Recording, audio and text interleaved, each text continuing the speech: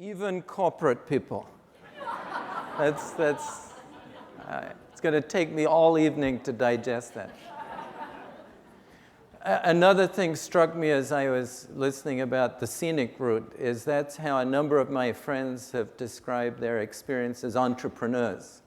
That the direct route has been joining an established company, but the scenic route has been going through all the pain. Perhaps sometimes the view from the scenic route hasn't been that great, but going through all the pain of setting up a company and growing it, overcoming all the obstacles.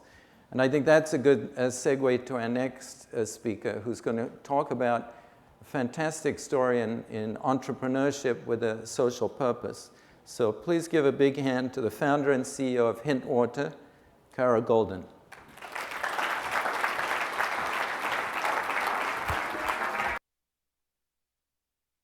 And thank you, Zeev, for moving the rug. I was a little nervous that I wander around and I didn't want to fall. So anyway, for those of you who aren't familiar with Hint, we had some in the back, and this is our product here. Of course, being a beverage executive, I get to walk around, not like tech executives where you don't actually have a physical good that you can walk around with, which is pretty cool, I have to say. I'm going to tell you guys a little story about our company, but also obviously our purpose, and it's a much bigger purpose than just being a beverage company. And I'll talk a bit first by telling you about our office. So the company started in my garage, like a lot of tech companies, almost 10 years ago now. And when I started the company, it was really to get myself another option versus drinking the Diet Coke that I had been drinking for so long. So we moved our office from our garage over to a great little office on Union Street, which for those of you who are familiar with San Francisco is a pretty awesome little shopping area.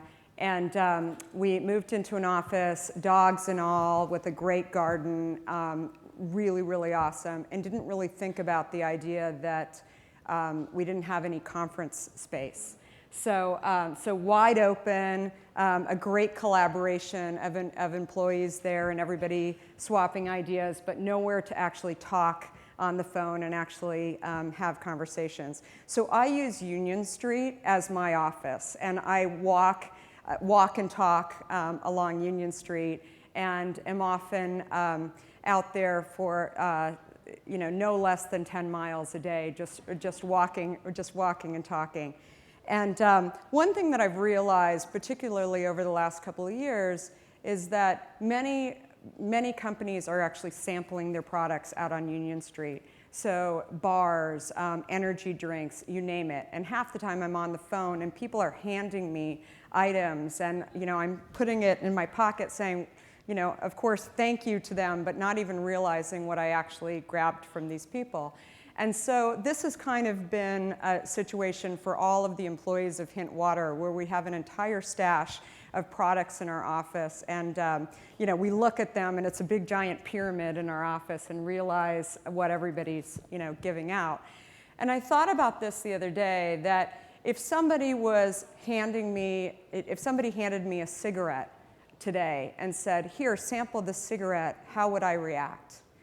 And of course, I would react in shock, right? Because I know that cigarettes aren't good for me, and they cause cancer and all of these issues that many of us have grown up to sort of know and not love so much, but have respected, right? And I'm not here to tell you guys that beverages and the sweetened and sugary beverages will cause cancer. What I'm here to say is that you probably know that they're not so great for you, right? But you continue to drink them. And I think that the thing that I've learned over time is that many of these drinks that I've come across over the years have tricked me into believing that they're healthier than they are, with words like vitamins and antioxidants and superfruits and all of these things. So what I've learned as a beverage executive is that many of those words actually, those ingredients don't taste good. So in order to get them to taste good, you have to add quite a bit of sweeteners to those products. So what we've learned through this process is that many of these products are being labeled, and more my purpose is really to bring awareness of so many of these words that are really buzzwords that are tricking consumers just like they tricked me. And billions of products have been sold over the last decade that are really healthy perception products. Items like, probably the first beverage that I remember for me was vitamin water, which I thought, I'm going to start drinking vitamin water because it has vitamins in it. And shortly after I started drinking this 12 years ago, I realized that it had a lot more sugar in it. In fact, at the time, as much sugar as a can of Coke, which I was absolutely shocked by. And so why do we care about these issues, and why are they important? So I think the first thing that I've realized from a health perspective is that diabetes is something that is a major, major issue. And I've learned, particularly over the last few years, that diabetes affects 1 in 3 people in the US. So 1 in 3 people in the US are diabetic or pre-diabetic. And that's pretty staggering. 1 in 3, think about it. I think that, when I look at diabetes as a health concern, and I learned that 20% of that health concern is growing at a clip of 20% per year, which is also absolutely staggering. So, and even if you don't have diabetes or you don't care about diabetes, that's a disease that's also a high marker for other issues like heart disease and cancer. So I think that's one point on the whole diabetes topic. The other topic that really bothers me to be tied to one another is obesity and diabetes. So a few years ago, I started thinking, now, who gets diabetes? And I thought, fat people, right? Like, that's what everybody thinks. Like, diabetes and obesity are tied to one another. When in fact, today, 40% of people that are getting diabetes are not fat at all. And they're nowhere near being obese.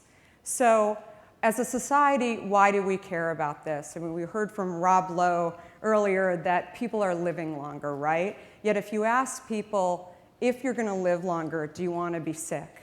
Most people would say no. So that has just come to be such a realization for me that it's really a problem as a society that we need to really stop and look at the drinks, and it's not just about the food. My story is that I grew up in Arizona and was drinking a ton of Diet Coke. I started drinking Diet Coke when I was a teenager, and like many people, thought that no matter what I put into my body, that was going to hydrate me in terms of beverages. And for me, drinking Diet was something that I thought, well, that must be good for me. I never had a weight issue, but I thought that if I drank Diet, it would actually keep me from gaining weight. And this is actually the case of many people who drink Diet Coke today.